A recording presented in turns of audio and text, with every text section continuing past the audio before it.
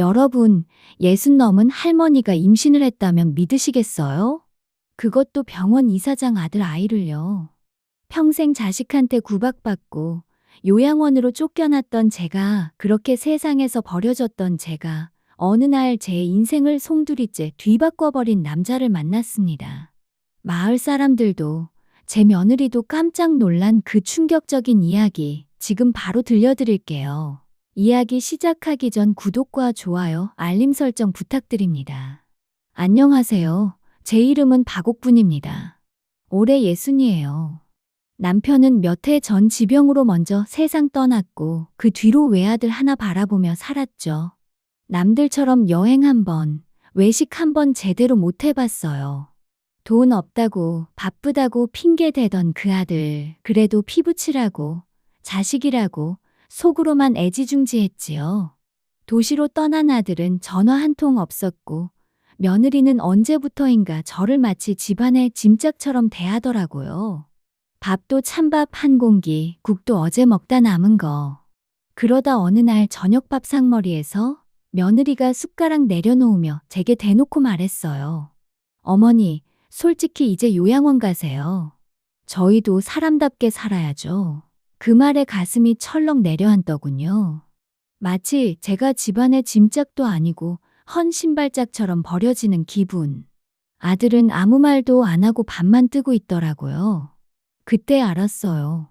아, 이 집엔 더 이상 내 자리가 없구나. 그날 밤, 저는 조용히 작은 보자기에 쌀 한 톨, 옷 한 벌 싸들고 집을 나섰습니다. 어디 갈 데도 없었지요.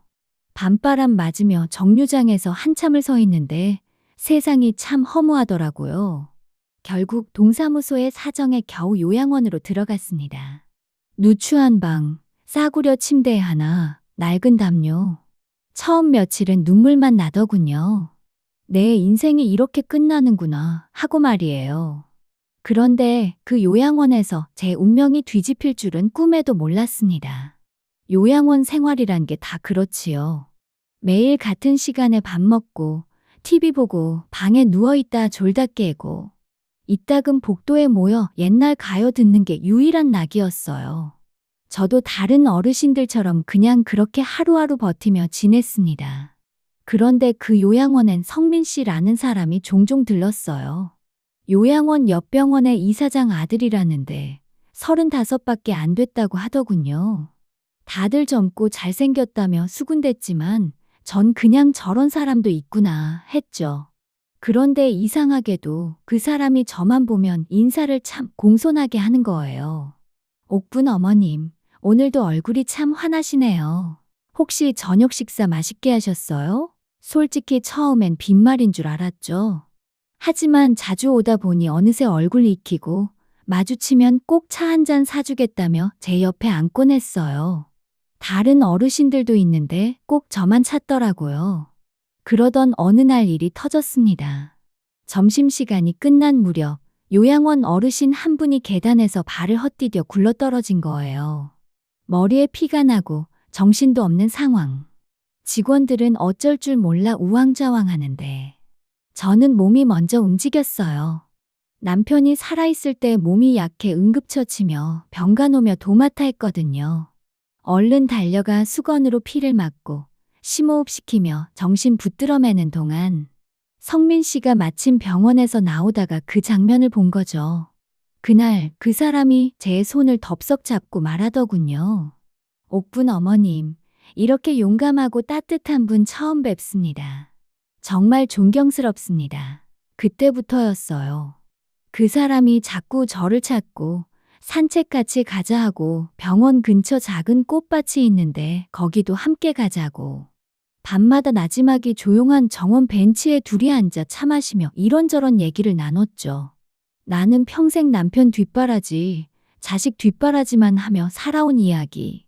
그 사람은 아무리 병원 이사장 집 아들이지만 어릴 때 어머니를 잃고 외롭게 자란 이야기. 그렇게 서로의 속 얘기를 나누다 보니 왠지 모르게 가슴이 따뜻해지더군요.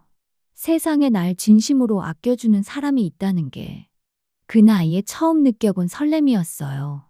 그러던 어느 비 오는 밤이었어요.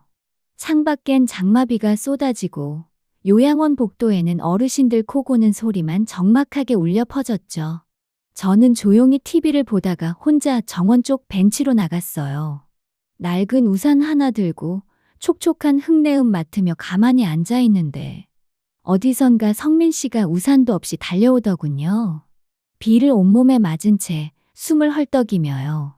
옥분 어머님, 저 한참 찾았어요.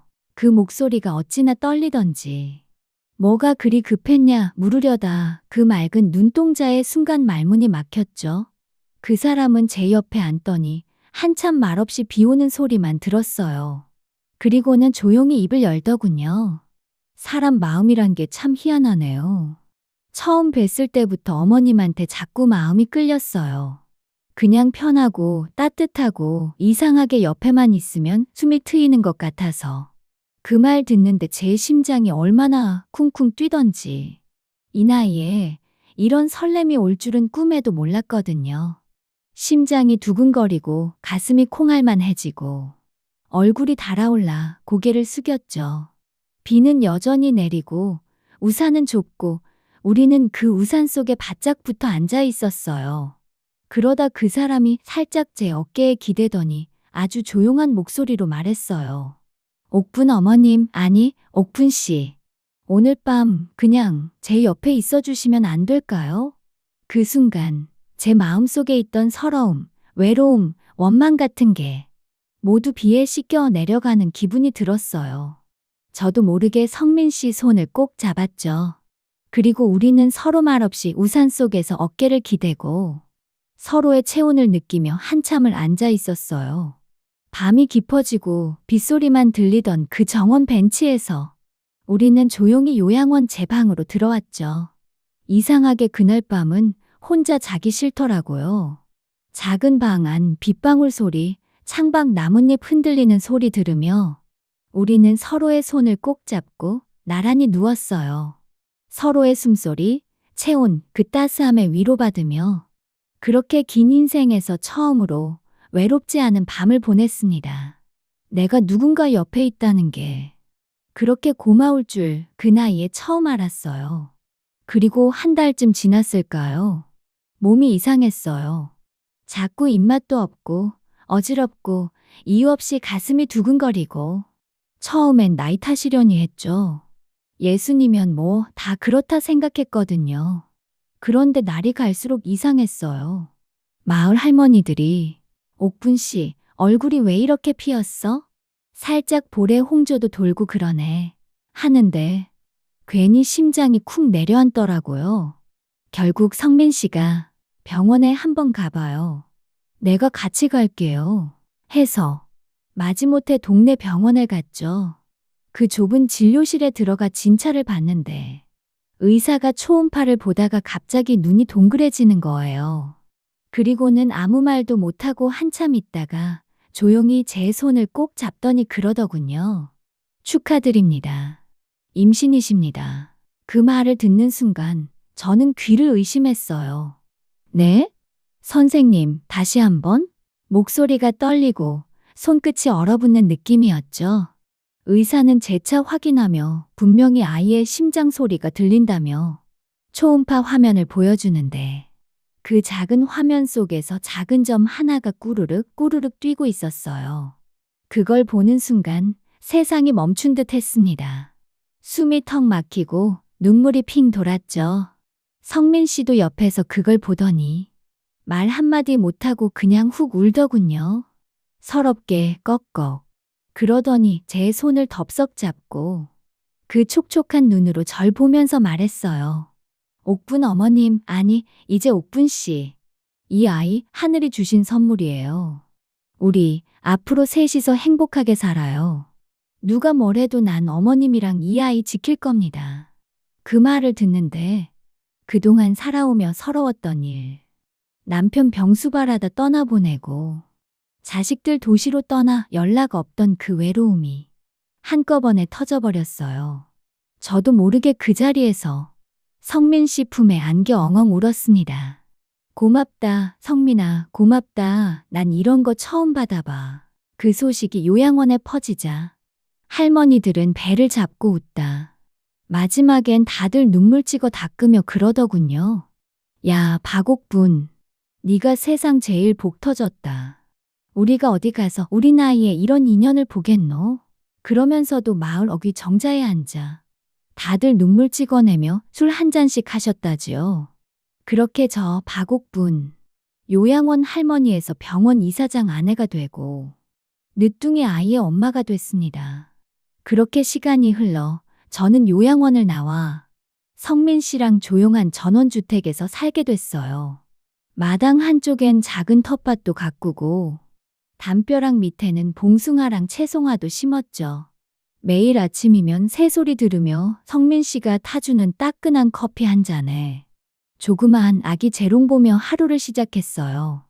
예전 같으면 누워서 드라마나 보며 한숨 쉬었을 텐데 이렇게 웃을 일이 생기니까 그동안 살아온 고생도 한숨도 다 잊혀지더라고요.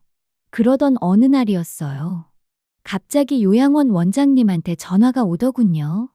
옥분 씨, 큰일 났어. 며느리란 사람이 병원으로 찾아왔대요. 처음엔 귀를 의심했죠. 그 며느리 옛날에 저한테 이 늙은이 요양원이나 처박혀 있으라 고 그랬던 그 인간이. 그리고 진짜 그날 오후 병원 정원에 나갔다가 저 멀리 주저앉아 오는 며느리를 봤어요. 바닥에 무릎 꿇고 엉엉 울며 어머니, 어머니 잘못했어요. 다신 그런 말 안 할게요. 제발 우리 집으로 다시 와주세요. 애들도 보고 싶어 해요. 그러더군요. 한참을 그 모습을 가만히 바라봤어요. 옛날 같으면 눈물이라도 나려나 싶었는데 이상하게 마음이 하나도 안 흔들리더라고요. 저는 성민 씨 손 꼭 잡고 아기 안은 채 천천히 돌아서면서 딱 한마디 했죠. 이젠 내가 지켜야 할 가족이 따로 있다. 그 말을 남기고 성민 씨랑 아기 손잡고 마당 끝 담벼락을 돌아 집으로 들어왔죠. 뒤에서 어머니, 어머니 부르던 목소리도 발 구르는 소리도 이젠 아무렇지 않더군요. 그날 저녁 성민 씨랑 마당 평상에 앉아 저녁 노을을 봤어요. 빨갛게 물든 하늘 아래 잔잔하게 들려오는 매미 소리, 텃밭에 심은 고추며 가지들이 바람에 흔들리는 모습. 성민 씨가 제 손을 꼭 잡고 그러더군요. 옥분 씨, 이제 진짜 행복만 하세요. 이 세상 누구보다 편하고 누구보다 예쁘게 늙으세요. 내가 옆에서 평생 지켜줄게요. 그 말에 저도 모르게 눈물이 핑 돌았어요. 하지만 이번엔 서러워서가 아니었어요. 너무 행복해서, 너무 고마워서. 살아있으면 인생 모른다 했죠? 예순에도, 칠순에도 꽃은 다시 핍니다. 저 박옥분, 남의 집 귀찮은 시어머니에서 병원 이사장 아내로, 그리고 누구보다 늦둥이 귀여운 아이의 엄마로 지금 세상에서 제일 행복하게 잘 살고 있습니다. 당신도요. 절대 포기하지 마세요. 인생은요. 언제 어떻게 뒤집힐지 모르는 거니까요.